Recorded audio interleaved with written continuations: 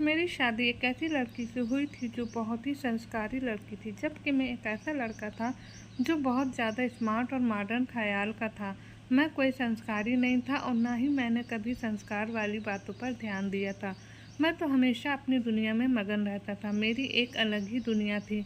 दोस्तों के साथ घूमना फिरना, पार्टी करना, हमेशा नई नई लड़कियों के साथ डांस करना, उनके साथ अफेयर चलाना। मैं कभी भी किसी लड़की के साथ सीरियस नहीं हुआ था। किसी भी लड़की से मुझे ऐसा प्यार नहीं हुआ था जिससे प्यार करने के बाद मैं शादी के बारे में सोच सकूं।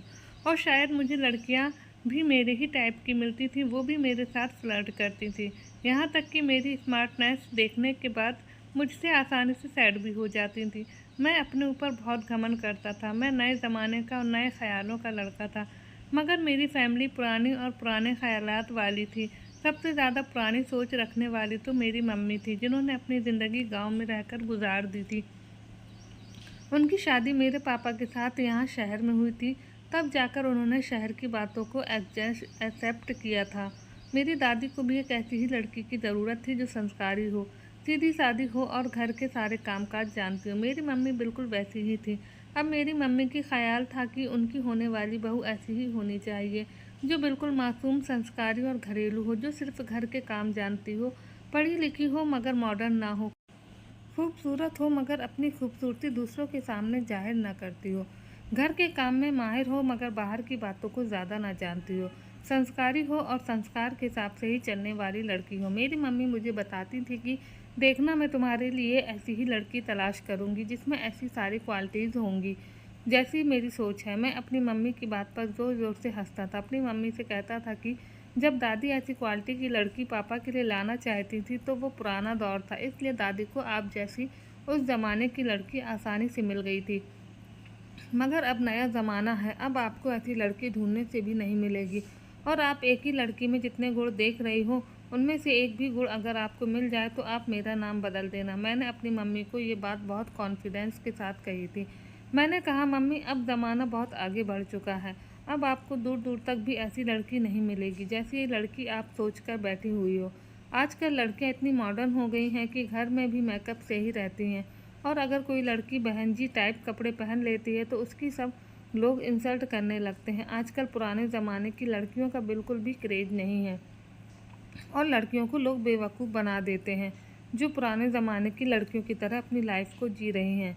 मेरी मम्मी कहने लगी, मुझे ऊपर वाले पर पूरा भरोसा है। मुझे मेरी बहू ऐसी ही मिलेगी जैसा मैंने सोच रखा है। तुम नहीं जानते, एक संस्कारी घरेलू लड़की सारी ज़िंदगी अपने पति को जो सुख देती है वो मॉडर्न लड़की कभी नहीं दे सकती। संस्कारी लड़की हमेशा अपने पति को अपना देवता समझती है, जबकि मॉडर्न लड़की अपने शौक पूरे करने के चक्कर में अपने पति और बच्चों पर कभी ध्यान ही नहीं देती। हालांकि वो कभी अपने घर को घर ही नहीं समझती।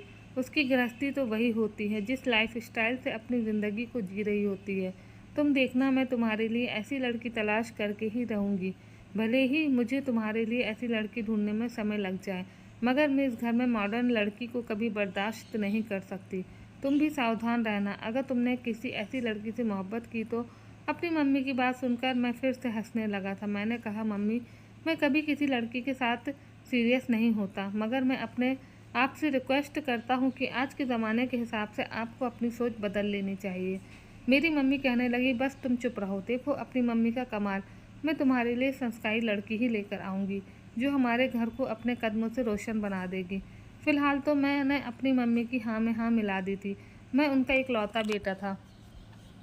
मेरी छोटी बहन भी थी। मेरी मम्मी ने मेरी छोटी बहन को भी बहुत संस्कार दिए थे, जबकि मेरी बहन ज़िद करके फिर भी घर से बाहर भी जाती थी। और तो और कभी कभी मम्मी से चुपके स्टाइलिश कपड़े भी पहन दिया करती थी।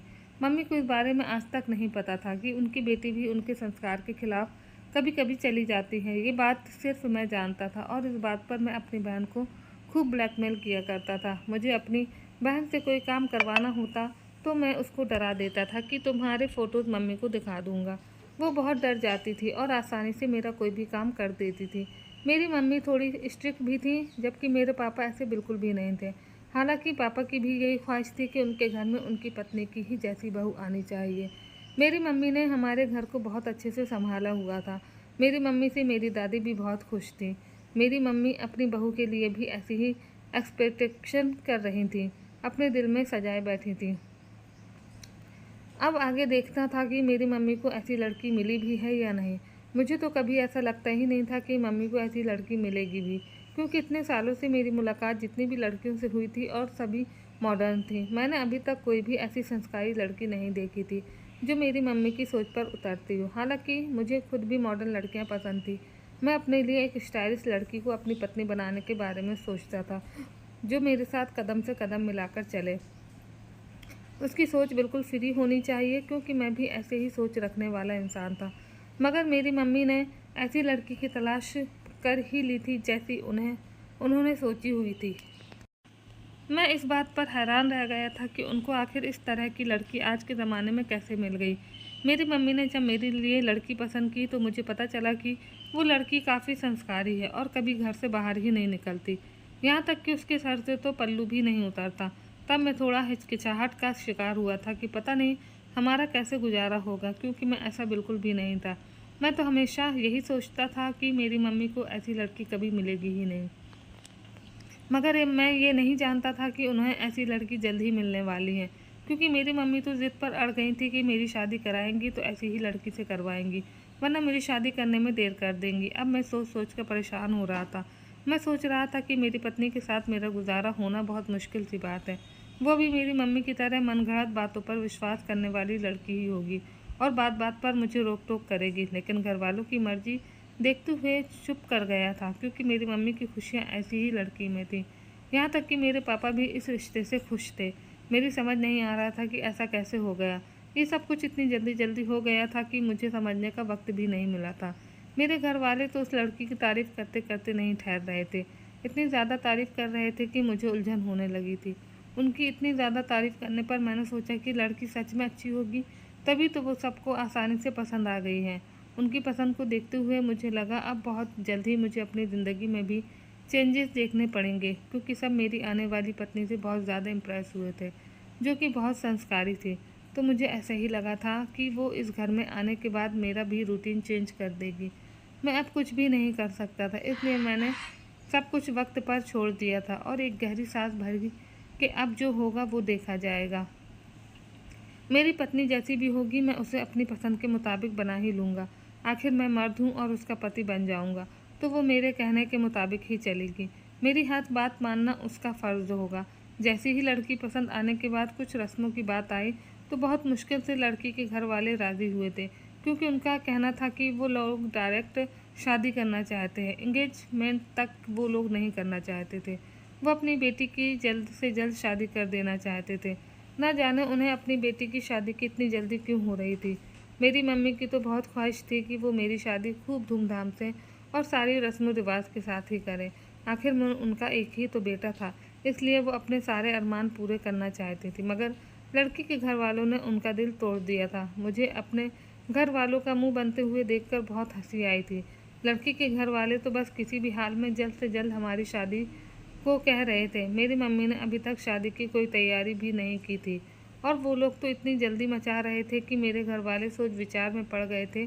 अब जबकि लड़की उनकी पसंद के मुताबिक थी, इसलिए उन लोगों को लड़की वालों की हर बात माननी पड़ रही थी। मेरी मम्मी का कहना था कि शायद ऐसा रिश्ता उन्हें दोबारा नहीं मिलेगा, इसलिए उन्हें लड़की के घर वालों की हर बात को मानना ही पड़ेगा। फाइनली मेरी शादी 1 महीने के अंदर अंदर हो गई थी। शादी वाले दिन जब मेरी पत्नी को मेरे बराबर में बैठाया गया तो उसने लंबा सा घूंघट काढ़ रखा था। मैंने अपनी पत्नी का चेहरा सिर्फ फ़ोटो में ही देखा था। मेरी पत्नी ने फ़ोटो और वीडियो बनाने से भी इनकार कर दिया था। हालांकि मेरी मम्मी लड़की की इस बात से बहुत खुश हुई थी, मगर मैंने ही कैमरामैन को अपनी शादी की वीडियो और फ़ोटोज़ बनाने के लिए बुलाया था। कैमरामैन भी कहने लगा कि भैया आखिर ऐसे फ़ोटो और वीडियो का क्या फ़ायदा जब दुल्हन का चेहरा ही ना दिखे। इसलिए सिवाय मेरे घर वालों के किसी ने भी मेरी पत्नी का चेहरा नहीं देखा था। मेरे कुछ फ्रेंड्स भी थे जिनमें लड़के और लड़कियां दोनों ही शामिल थे। वो मेरी शादी पर आए हुए थे। मेरी पत्नी का ऐसा ढका हुआ चेहरा देख कर वो लोग भी मेरा बहुत मजाक बना रहे थे। कह रहे थे कि हमें तो उम्मीद ही नहीं थी कि तुम्हारी पत्नी इतनी ज़्यादा बहनजी टाइप की होंगी। तुम्हारी पत्नी तो बहुत पुराने ख्यालों की है, तुम तो ऐसी लड़की को डिजर्व ही नहीं करते। मेरे दोस्त ये बात कहकर मेरा खूब मजाक बना रहे थे। मैंने बस बड़ी मुश्किल से अपने आप पर कंट्रोल किया था। वो लड़की पत्नी बनते ही मेरी ज़िंदगी में आ गई थी और मैं जो नई ज़िंदगी शुरू करने के लिए कुछ अरमान दिल में रखे हुए था वो सब धरे के धरे रह गए थे, क्योंकि फिर मैंने अपने दिल में जो बहुत बड़ी बड़ी प्लानिंग की हुई थी कि मैं अपनी पत्नी को बदल दूंगा और अपने हिसाब से जैसा कर दूंगा, लेकिन मैं अब चुप करके उसकी जैसी ज़िंदगी जीने को एक्सेप्ट कर चुका था। बल्कि मेरी पत्नी ने थोड़ा बहुत तो मेरे कहने के मुताबिक खुद को चेंज कर ही लिया था। ऐसा नहीं था कि वो खूबसूरत नहीं थी, वो बहुत ज़्यादा खूबसूरत थी और मुझे तो वो फ़ोटो में देख कर ही पसंद आ गई थी। अपनी पत्नी के अंदर थोड़े चेंजेस आने पर मैं बेफिक्र हो गया था और ज़्यादा लोगों को बातें बनाने का मौका भी नहीं मिला था।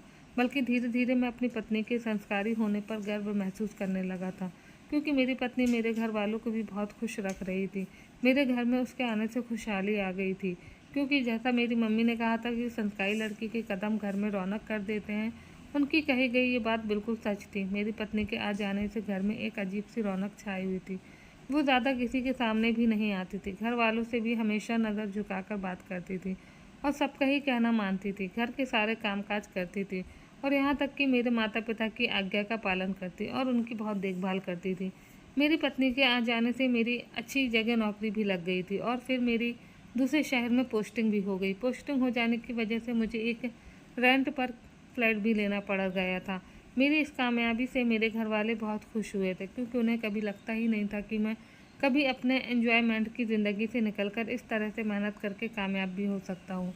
शायद ऐसा मेरी पत्नी की दुआओं का नतीजा था। मेरे घर वालों को भी यही लगता था कि संस्कारी पत्नी मिल जाने की वजह से मैं इतना ज़्यादा कामयाब हो गया हूँ। मैं अपनी पत्नी के साथ उस घर में शिफ्ट हो गया था। मुझे लगा था कि शादी के बाद कुछ चेंजेस या फिर थोड़ी बहुत मुश्किल का सामना होगा, लेकिन मेरे साथ तो बिल्कुल उल्टा ही हुआ था। मुझे लगता था कि शादी के बाद मेरी ज़िंदगी तो बहुत बेफिक्र हो गई थी। मेरी ज़िंदगी का एक एक पल सुकून से गुजरने लगा था और ये सब कुछ मुझे अपनी संस्कारी पत्नी की वजह से लगता था। मेरी पत्नी हमेशा मेरी कामयाबी और लंबी उम्र की दुआ करती थी, इतना ज़्यादा प्यार करती थी और हर वो काम करती थी जो मुझे खुश रखे, जिससे मुझे यही लगता था कि मेरी पत्नी बहुत संस्कारी। इस सब की वजह से मैं अपनी पत्नी से बहुत ज़्यादा इम्प्रेस था कि मेरी पत्नी कितनी अच्छी है और मेरा कितना ख्याल रखती है। हमेशा मेरी लंबी उम्र की दुआ करती है ताकि मैं किसी मुश्किल में न फंस जाऊँ। जिस जगह मेरा फ्लैट था वहाँ पर बहुत सी पड़ोसियों के घर की औरतें हमारे घर में आने जाने लगी थी। वो सब की सब मेरी पत्नी की बहुत इज्जत करती थी। मेरा तो उनसे बहुत कम सामना होता था, क्योंकि ये सारी ही औरतें मेरे काम पर जाने के बाद ही आती थीं और मेरे आने से पहले ही चली जाती थीं। मेरी पत्नी ने मुझे कभी शिकायत का मौका ही नहीं दिया था, जिसकी वजह से मैं जल्द ही उसकी मोहब्बत में डूबता जा रहा था। मैं अपनी पत्नी की हर बात मानने लगा था। मेरी पत्नी खुद भी हमेशा साफ़ सुथरी रहती थी और घर को भी चमकाए रखती थी। उसने कभी मुझसे मैड रखने के लिए भी नहीं कहा था। यहाँ तक कि आसपास के सारे ही घरों में मैड ही काम करने के लिए आती थी और ज़्यादा पैसे लेती थी। मैं इस बात पर शुक्र करता था कि मेरी पत्नी बचत करने वाली औरत है और इसके अलावा वो मुझसे अपने खर्चे के लिए भी पैसे नहीं लेती थी। जब मेरा खुद ही मन करता तो मैं उसे थोड़े बहुत पैसे दे दिया करता था। मैं तो खुद को बहुत खुशकिस्मत समझ रहा था और मुझे लगता था कि मेरी पत्नी बहुत अच्छी है। मुझे नहीं पता था कि इस सब के पीछे बहुत बड़ा राज है जो मेरी पत्नी मुझसे छुपाए हुए है, और जब ये राज खुलना था तो मैं दंग रह गया था। मेरी पत्नी इतना नरम और मीठा बोलती थी कि जो भी उसकी बातें सुनता तो उसका फ़ैन हो जाता था। वो हर किसी के साथ कुछ इस तरह से पेश आती थी कि सब उसे दोबारा मिलने की चाहत करते थे। मुझसे मिलने वाले भी सारे लोग मेरी पत्नी की तारीफ़ किया करते थे। पहले मुझे लगता था कि पत्नी वजह से लोग मुझे बातें सुनाया करेंगे, सबको इसके घर से ना निकलने और लोगों के ना आने से प्रॉब्लम होगी, इस वजह से लोग मेरा मजाक बनाएंगे, लेकिन ऐसा कुछ भी नहीं था। मेरी पत्नी के मिलने से पहले ही सब लोग उसके खिलाफ़ बातें करते थे और उसके गेटअप को लेकर मजाक किया करते थे, क्योंकि मेरी पत्नी साड़ी पहनने के बाद अपने सर पर लंबा सा घूंघट काट लिया करती थी ताकि उसका चेहरा ना देख सके। लेकिन जब उससे आमने सामने मिलते थे तो फिर उसके खिलाफ़ कोई भी बात नहीं करते थे, बल्कि तारीफ़ करना शुरू कर देते थे। मेरी पत्नी फैशनेबल कपड़े भी नहीं पहनती थी, साड़ी या फिर सिंपल सूट ही पहनती थी। शादी से पहले मुझे तो इस बात का भी डर था कि कहीं वो सबको अच्छाई और भलाई का ही पाठ ना सिखाए, जिससे सब उससे उलझन महसूस करने लगे और उससे दूर होने लगे, उससे नफ़रत करने लगे। उसकी ऐसी हरकतों की वजह से मुझे दूसरों के सामने शर्मिंदगी उठाना ना पड़े, क्योंकि मैं हमेशा देखता था कि जो लोग खुद बहुत अच्छे होते हैं दूसरों को भी ऐसे ही एडवाइस देते हैं ताकि सबको सीधे रास्ते पर ले जा सकें, जिससे बहुत से लोग ऐसे लोगों से दूरी बनाने लगते हैं। लेकिन ऐसा तो कुछ भी नहीं हुआ था। उसने अपने किसी भी बात के या हरकत से मुझे शर्मिंदा होने नहीं दिया था और न ही उसने कभी अपने मुंह से किसी को अपने जैसा बनने के लिए कहा था। वो बस शायद अपने ऊपर ही यकीन रखती थी कि वो खुद इतनी अच्छी हो जाए कि लोग उसे देखकर इम्प्रेस हो जाएं। मैं तो अपनी पत्नी के आने से उसका शुक्रगुजार होने लगा था, क्योंकि मेरी ज़िंदगी पहले से ज़्यादा सुकून से कटने लगी थी। शायद अय्यासी भरी ज़िंदगी में मेरे दिल को सुकून नहीं था जो पत्नी के आ जाने के बाद मिल रहा था। जब कभी मुझे अपनी पत्नी के इतना अच्छा होने पर शक होने लगता तो मैं गलत तरीक़ों से उसे आजमाने लगता था, लेकिन वो कभी भी मेरे सामने गलत साबित नहीं हुई थी, बल्कि उल्टा मैं ही उसके बारे में अपनी गलत सोच पर शर्मिंदा होने लगता था, क्योंकि वो मुझसे इतना प्यार करती थी, मेरा बहुत ख्याल रखती थी कि जैसे मैं कोई राजा हूँ। वो कहती थी कि मुझे मेरी माँ ने ऐसे ही संस्कार दिए हैं। मेरी माँ ने मुझे हमेशा सिखाया है कि पति की देखभाल करना ही पत्नी का फ़र्ज़ है। पति पत्नी के लिए देवता समान होता है, इसलिए हमेशा उसकी देखभाल करनी चाहिए। इसलिए वो अपनी पति को देखभाल करने में कोई कमी करके पाप नहीं करना चाहती थी। एक दिन मैं अपने दोस्त के साथ शॉपिंग करने गया तो ना जाने मेरे दिमाग में ऐसी क्या बात आई कि मैं अपनी पत्नी के लिए मॉडर्न ड्रेस ले आया। मेरे दिल में ये डर था कि कहीं मेरी पत्नी उन कपड़ों को पहनने से इनकार न कर दे, लेकिन जब मैंने अपनी पत्नी को वो कपड़े दिए तो उसने हैरान होने की बजाय खामोशी से वो कपड़े रख लिए। उसके ऐसे रिएक्ट करने से मेरा मुंह हैरानी से खुल गया था और इसी हैरानी से मैंने अपनी पत्नी से पूछ लिया कि क्या तुम सच में ये ड्रेस पहन लोगी? तुम्हें ये कपड़े बुरे तो नहीं लगेंगे? क्योंकि ये ड्रेस काफ़ी छोटी है। क्या तुम्हें मेरा ये ड्रेस देना बिल्कुल भी बुरा तो नहीं लगा? तो आगे से मेरी पत्नी ने कहा कि मुझे कुछ भी बुरा नहीं लगा, बल्कि ये तो मेरे लिए बहुत खुशकिस्मती की बात है कि मेरा पति मेरे लिए गिफ्ट लेकर आया है। बल्कि मैं इस ड्रेस को पहन लूँगी सिर्फ आपके लिए और आपके ही सामने, और कहीं जाने के लिए मैं ये ड्रेस नहीं पहनूंगी। अपनी पत्नी की बात सुनकर मैं हैरान हुआ था। मैं चाहता था कि मेरी पत्नी ड्रेस पहनकर सबके सामने जाए, क्योंकि अगर वो अच्छा होने का नाटक करती है तो उसका ये नाटक ख़त्म हो जाए। मुझे ऐसा करना भी अच्छा नहीं लग रहा था, मगर मेरे लिए ऐसा करना ज़रूरी था और शायद अपनी पत्नी को आजमाने की छोटी सी कोशिश की थी। लेकिन अपनी पत्नी की बात सुनते ही मेरे अंदर की भी बेचैनी ख़त्म हो गई थी, क्योंकि मैं भी नहीं चाहता था कि वो ये वाले कपड़े पहने। मेरी पत्नी जिस तरह के कपड़े पहनती थी मैं उसको ऐसे कपड़े पहनते हुए देखने का आदी हो गया था। ऐसे कपड़ों में वो सबसे अलग दिखाई देती थी, जबकि सभी उसकी तरफ अट्रैक्ट हो जाया करते थे। शायद मुझे अपने रिश्तेदारों के मुंह से अपने लिए तारीफ़ सुनने की आदत हो गई थी, क्योंकि सभी मेरी पत्नी को देखकर कहते थे कि तुम्हारी पत्नी बहुत अच्छी है। मुझे ऐसा लगता था कि सब मेरी पत्नी की नहीं बल्कि मेरी ही तारीफ़ कर रहे हैं, और वो लम्हा मुझे अच्छा लगने लगता था जब लोग मेरी पत्नी से मिलने से पहले उसकी तारीफ़ मतलब कि उसका मजाक उड़ाते और मिलने के बाद उसकी तारीफ़ किया करते थे। मेरी ज़िंदगी में शादी के बाद भी जिम्मेदारियों का ज़्यादा बोझ नहीं बढ़ा। शादी के बाद अभी तक बच्चे भी नहीं हुए थे कि मैं अपने बच्चों के साथ बिज़ी हो जाता, और जिम्मेदारी अभी तो बच्चों की ही होती है। और दूसरा, मेरी पत्नी तो बहुत ही सीधी और मासूम औरत थी, जिसने कभी मुझसे कोई शिकवा शिकायत ही नहीं की थी, बल्कि वो घर की छोटी से छोटी परेशानी को मुझ तक पहुंचने से पहले ही सॉल्व कर दिया करती थी। इसका असर ये हुआ था कि धीरे धीरे बाहर की दुनिया में बिज़ी होने लगा था। शादी के कुछ दिनों बाद तो मैं घर में ही रहता था, और कुछ मेरी नई नई पत्नी थी। मुझे उससे बातें करना बहुत पसंद था। एक दूसरे के बारे में जानते जानते हमें समय गुजरने का पता ही नहीं चला। मगर फिर वक्त गुजरने के साथ साथ मैं जल्दी इस ज़िंदगी से बोर हो गया और दोबारा अपनी पुरानी ज़िंदगी में लौट आया था। अब तो मैं जो मर्जी चाहे कर सकता था, क्योंकि अब इस बात का भी डर नहीं था कि मैं ये क्या करता फिर रहा हूँ। कोई मेरी हरकतें देखकर अपनी बेटी मुझे देगा भी या नहीं, ये वाली टेंशन मेरे दिमाग से ख़त्म हो चुकी थी, क्योंकि अब मेरी शादी हो चुकी थी। एक पत्नी जो कि बहुत अच्छी थी और घर में मौजूद थी, जो घर को अच्छे से संभाले हुए भी थी। तो मेरी कुंवारी लड़कियों की तरह ज़िंदगी गुजारने में अब कोई भी रोक टोक नहीं थी। मैं पहले जैसा बन गया था, तो मेरा घर से ध्यान पूरी तरह से हट गया था, और उसके साथ ही मैं पहले जो घर में थोड़ा बहुत ध्यान दिया करता था वो भी अब मैंने धीरे धीरे बंद कर दिया था। जिससे ये हुआ था कि अब धीरे धीरे मेरी पत्नी और मेरे बीच दूरियां बढ़ने लगी थी। लेकिन इसके बावजूद भी जो मैंने पहले ही दिन से अपनी पत्नी को घर से कहीं आते जाते नहीं देखा था, इस चीज़ से रत्ती भर भी फ़र्क नहीं आया था। वो अभी तक घर से बाहर नहीं निकलती थी। उसने एक दिन मुझसे अपने मायके जाने की परमिशन मांगी, तो मैंने उसे फ़ौरन ही परमिशन दे दी थी, जिस पर वो बहुत ज़्यादा खुश हो गई थी। अगले दिन सुबह ही मुझे नाश्ता देने के बाद वो तैयार हो गई थी, तो मैं अपने ऑफिस जाते हुए उसे उसके मायके छोड़ता चला गया। फिर उसके बाद हमेशा यही होने लगा कि मेरी पत्नी सुबह कभी अपने मायके जाने के लिए तो कभी मेरे अपने किसी रिश्तेदार के यहाँ जाने के लिए मेरे साथ ही निकल पड़ती थी और शाम को मेरे आने से पहले वो घर आ जाया करती थी। शादी के बाद वो अपने मायके बहुत कम गई थी, इसलिए मुझे लगा कि वो जल्दी जल्दी अपने मायके वालों से मिलने के लिए जाती रहती है और कुछ मुझे आइडिया हो गया था कि मेरे बिहेवियर की वजह से वो बेचारी अकेली सारा दिन घर में कैसे गुजारती होगी। इसलिए अकेलेपन से बचने के लिए उसने ये तरीका अपनाया था। घर में वो ऐसे रहने लगी थी जैसे बहुत ज़्यादा उदास रहने लगी। इस पर तो उसे अपने मायके जाने का ही फैसला ठीक लगा होगा, ताकि वो अपनी फैमिली के साथ वहाँ पर अच्छा समय गुजार सके। वो जिस दिन अपने मायके से वापस आती उस दिन बहुत खुश लगती थी। उसने बिना मुझे गुस्सा दिखाए मेरे बुरे बिहेवियर के बारे में खुद ही सॉल्यूशन निकाल लिया था। इस बात से उसकी अच्छाइयाँ साफ नज़र आने लगी थी।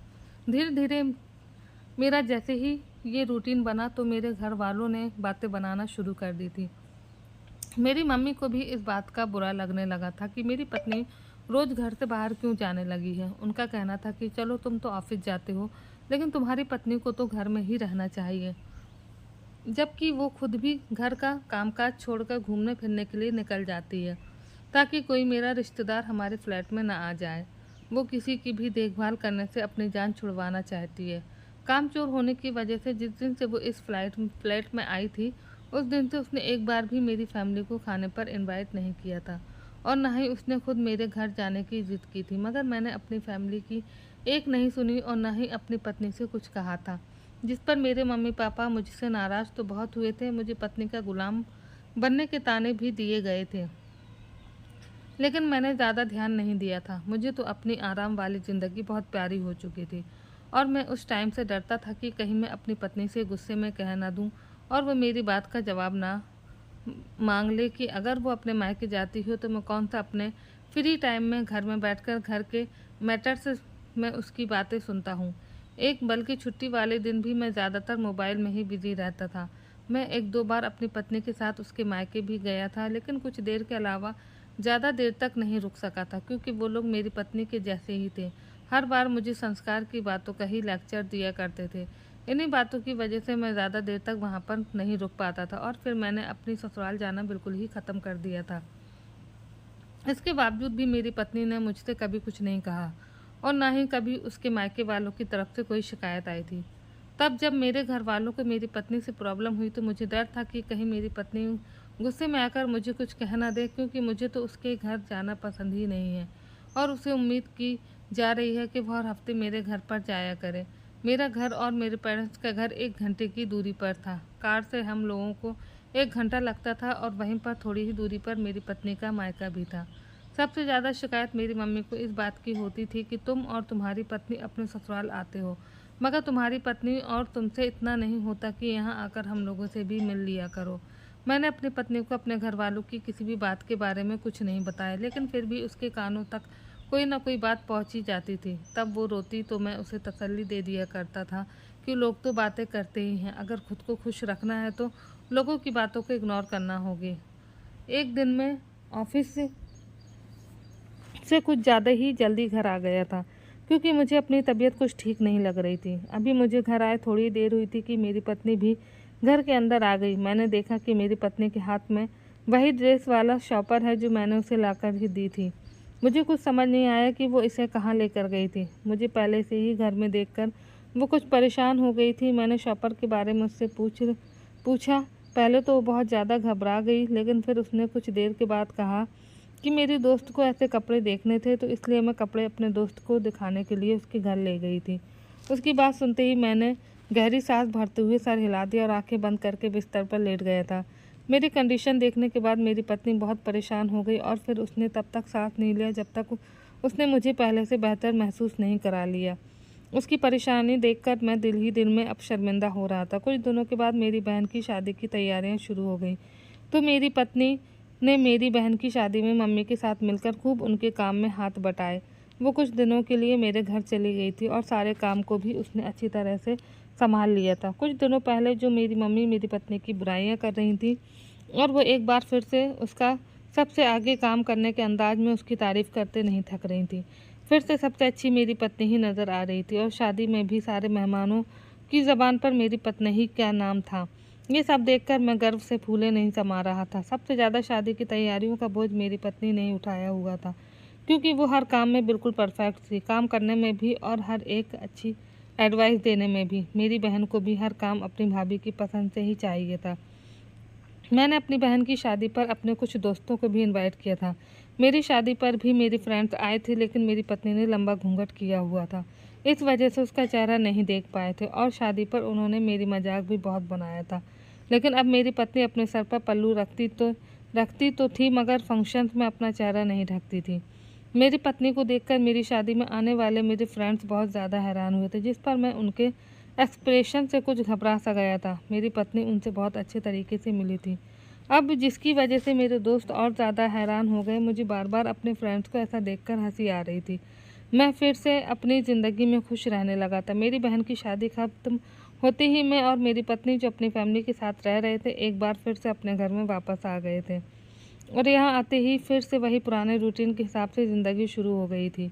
मेरी पत्नी मेरी बहन की शादी के दिनों में बिल्कुल भी अपने मायके नहीं गई थी, जिसकी वजह से वो घर आते ही अपने मायके जाने की तैयारियों में लग गई थी और मैं चाहते हुए भी उसे रोक नहीं सकता था। मेरी तबीयत ठीक नहीं थी, मैं चाहता था कि वो रुक जाए, लेकिन मैं उसे कुछ कह नहीं सकता था।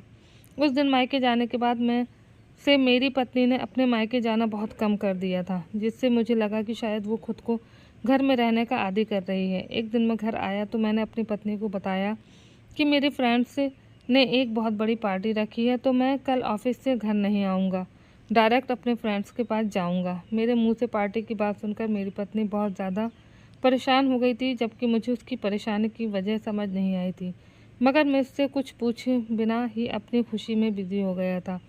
मैंने उसे इग्नोर कर दिया था और सोचा कि शायद वो जानती होगी कि जब इस तरह जवान लड़के पार्टी करते हैं तो अपनी हद से आगे बढ़ जाते हैं।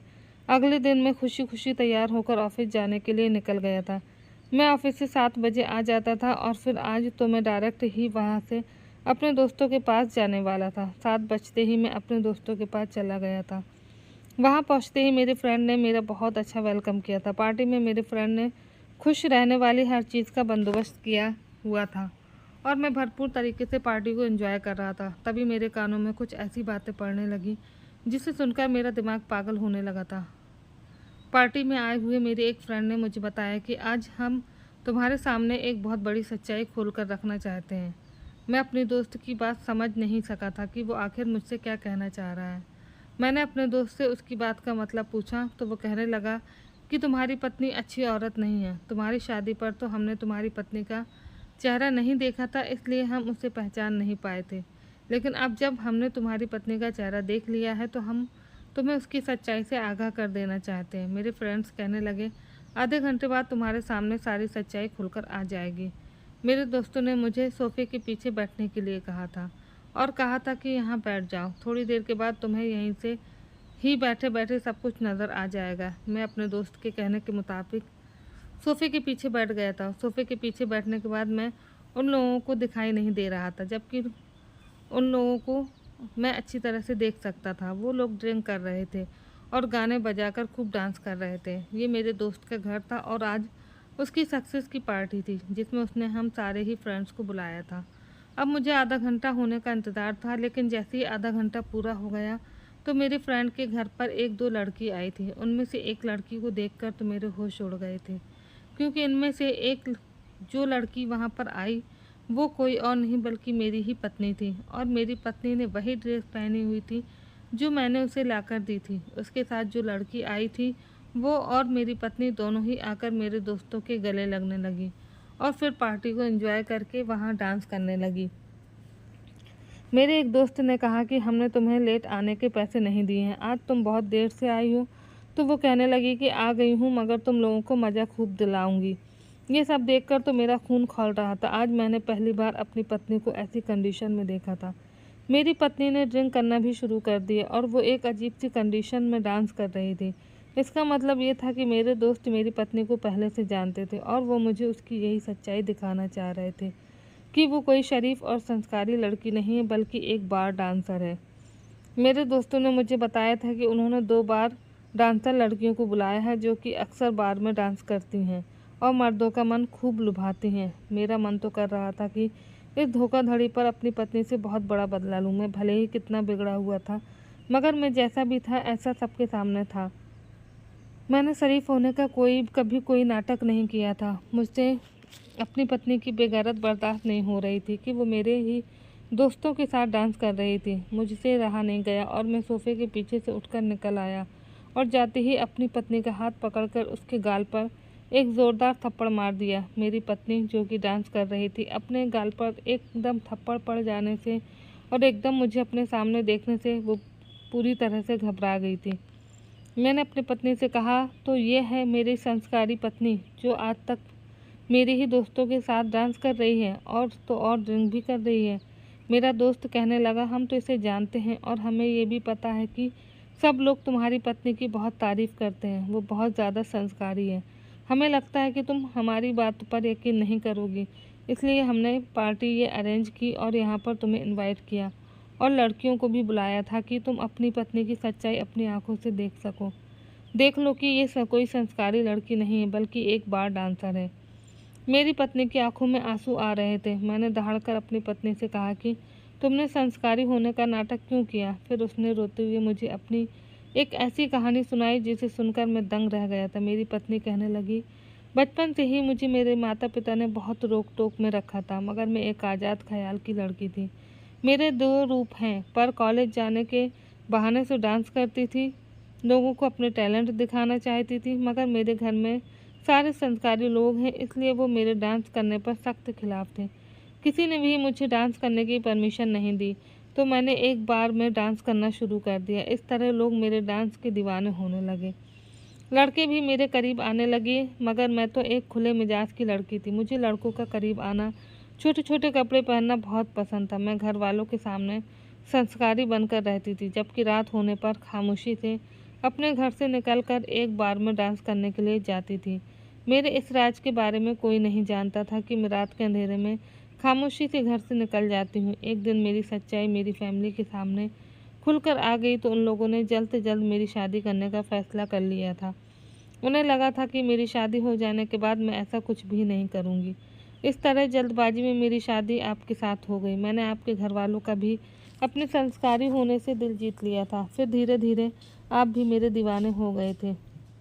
लेकिन जब मैंने देखा कि आपको तो घर से ध्यान उतर रहा है, मैंने अपने काम को अंजाम देना शुरू कर दिया। ये लड़की मेरी दोस्त है, हम दोनों मिलकर ये काम करते हैं। इस शहर में आने के बाद मेरा काम और ज़्यादा आसान हो गया था, क्योंकि यहाँ पर मुझे देखने वाला कोई नहीं था। इसलिए मैं आपके ऑफिस जाने के बाद बार में जाने लगी थी। मैं आपसे झूठ बोलती थी कि मैं अपने मायके जा रही हूँ। आप मुझे मायके छोड़कर आते थे तो मैं वहाँ से अपने दोस्त के साथ दोबारा से यहाँ आ जाती और बार में डांस करती थी। मैं अपनी मर्ज़ी के मुताबिक ज़िंदगी जीना चाहती थी, मगर शादी से पहले मेरे घर वालों ने मुझे ऐसी ज़िंदगी जीने नहीं दिया, तो मैंने उनसे छुपकर ऐसी ज़िंदगी जीने का फ़ैसला कर लिया। फिर धीरे धीरे मैंने देखा कि लोग मेरे दोनों रूप के दीवाने हो रहे हैं, तो मैंने आपके घर में आकर भी ड्रामा शुरू कर दिया। मुझे माफ़ कर दीजिए, मैंने आपको धोखे में रखा, मगर आज आपके सामने मेरी सच्चाई खुलकर आ ही गई है, तो मैं आपसे कहना चाहती हूँ कि मैं आपके साथ घर में बंद रहकर नहीं जी सकती। मैंने जितनी एक्टिंग करनी थी कर ली, बस अब मैं और नहीं कर सकती। मैं अपनी मर्ज़ी के मुताबिक अपनी ज़िंदगी जीना चाहती हूँ।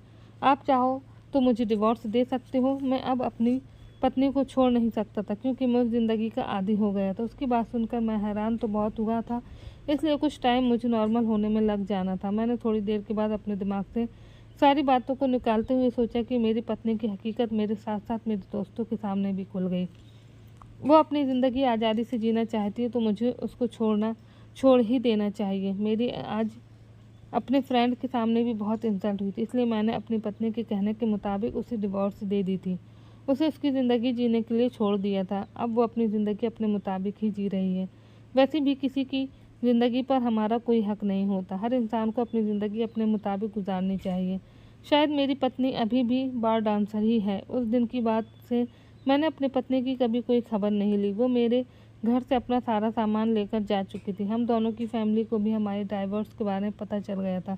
सुना था कि मेरी पत्नी की फैमिली ने उससे सारे संबंध ख़त्म कर दिए हैं, और मेरी फैमिली का भी कहना था कि अच्छा हुआ तुमने उस लड़की से डिवोर्स दे दी, क्योंकि वो तुम्हारे लायक नहीं थी। लेकिन आज मुझे बहुत अफ़सोस होता है कि वो मेरे ही लायक थी। मैं भी शादी से पहले बहुत बिगड़ा हुआ लड़का था, शायद इसीलिए मुझे ऐसी लड़की मिली थी। और जो भी था, मैंने अभी तक दूसरी शादी नहीं की है। अभी मैं अपनी लाइफ एंजॉय कर रहा हूँ। मैं अपनी पत्नी को छोड़ने के बाद कोई अफ़सोस में नहीं हूँ, बल्कि खुशी-खुशी अपने बिज़नेस पर ध्यान दे रहा हूँ और अपनी लाइफ को एंजॉय कर रहा हूँ। दोस्तों, इस कहानी को लेकर आपकी क्या राय है, हमें कमेंट बॉक्स में ज़रूर बताएं। अगर आपको हमारी आज की कहानी पसंद आई है तो इसे लाइक करें और अपने दोस्तों के साथ शेयर करें। और हाँ, चैनल पर नए हैं तो प्लीज़ आप चैनल को ज़रूर सब्सक्राइब करें।